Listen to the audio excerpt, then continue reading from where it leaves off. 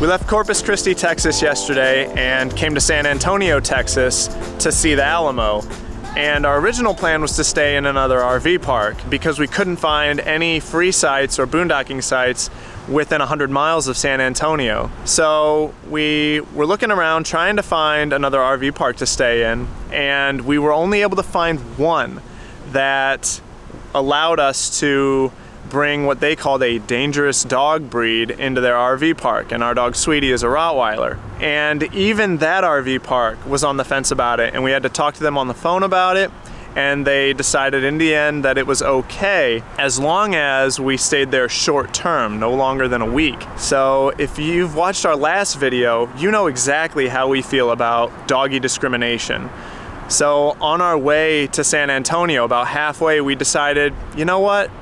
We really don't want to give our money to someone that feels that way, that's just going to condemn all dogs of certain breeds because of, you know, the minority that haven't been trained right or raised right and can be dangerous. So what we decided to do instead was to stay at a Walmart parking lot that was closest to the Alamo, and what we're going to do is leave our truck and trailer behind and take an Uber to the Alamo. And we're a little excited because we've never used Uber before. It's a first for us.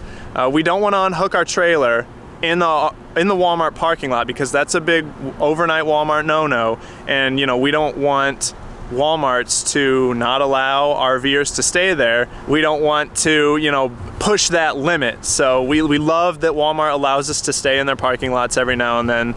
So we're leaving the truck hooked up and we're leaving it behind so that we can go to the Alamo today.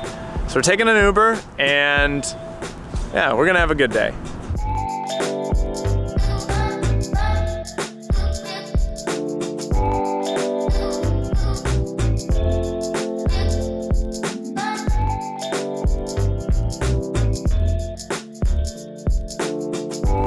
You can see it driving! Look!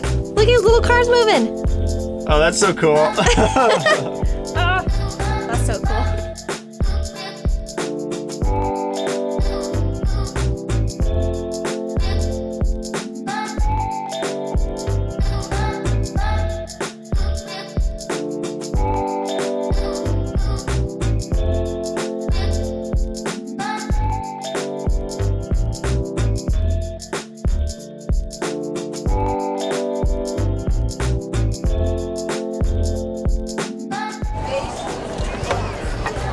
Hey, can we film again? Yeah. Good.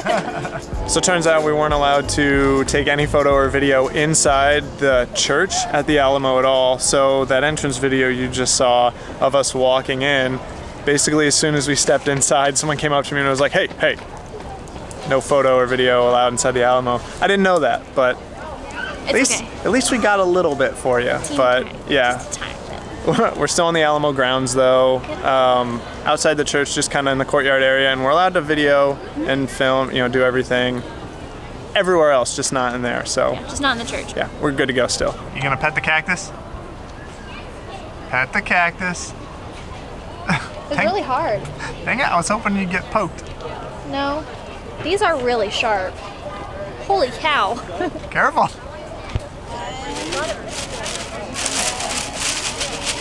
I just want to play with the tree all day. That is a fun tree. It's weird.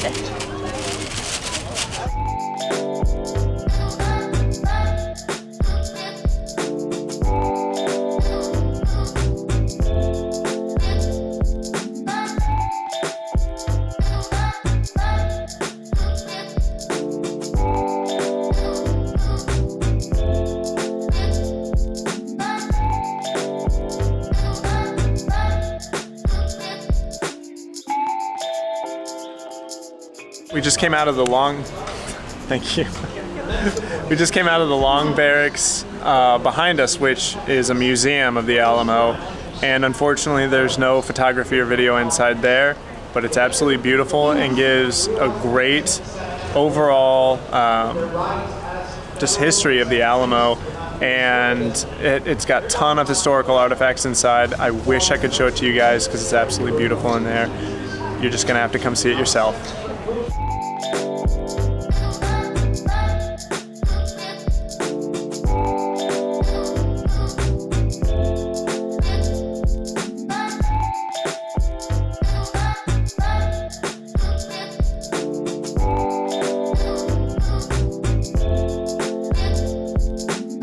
So the history of the Alamo is incredibly detailed and very long. So I'm going to do my best to give an accurate accounting, but if you want more in-depth and I'm sure more accurate accounting of the history, go ahead and click the link below to take you to the website, the post for this video. The Alamo was originally constructed in 1718 as a Spanish mission under the name San Antonio de Valero, with the mission to convert Native Americans in the area to Catholicism to help strengthen Spanish influence. Eventually, though, secularization removed the religious emphasis of the San Antonio de Valero, and it was neglected until 1801. The area was later renamed Pueblo de Alamo, and in 1810, Mexico began calling for a revolution against Spain.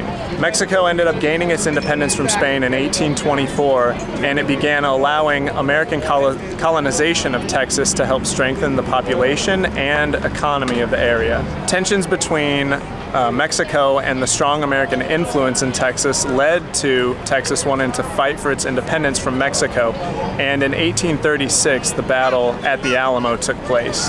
The Texan defenders in the Alamo were greatly outnumbered by the Mexican army, and though they fought hard, they were eventually overwhelmed and killed.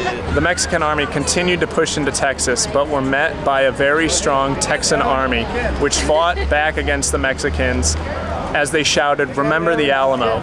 And in a battle lasting only 18 minutes, they destroyed the Mexican army and took captive the Mexican president, Santa Anna.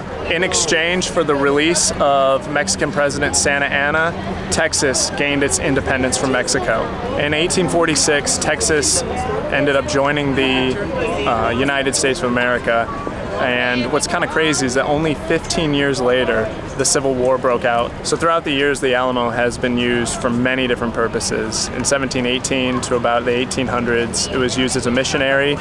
Then it was used for military purposes, basically up until late 1800s and the 1900s, where it was then used as a storehouse and for private commercial operations.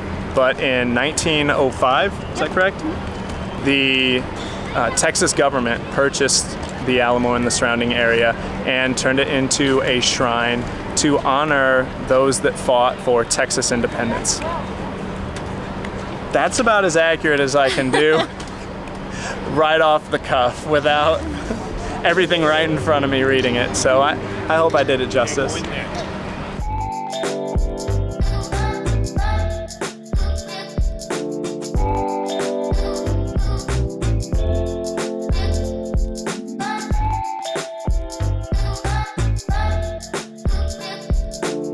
Our Uber ride to the Alamo was very nice, and coming back from the Alamo was just as nice. Both drivers were very, very friendly, and it was nice kind of having someone to talk to besides David. Fair enough, yeah. So it was very cool. Our first experience riding Uber was very positive. Yep. And I think we would do it again if we needed to. Oh, absolutely. So, David. Yes. Where are we going? We are going to Big Bend National Park now. What is it, like 7 hours away or something? Yeah, like 7.5 or 8 hours. And it's like 3 p.m. We're not getting there till dark.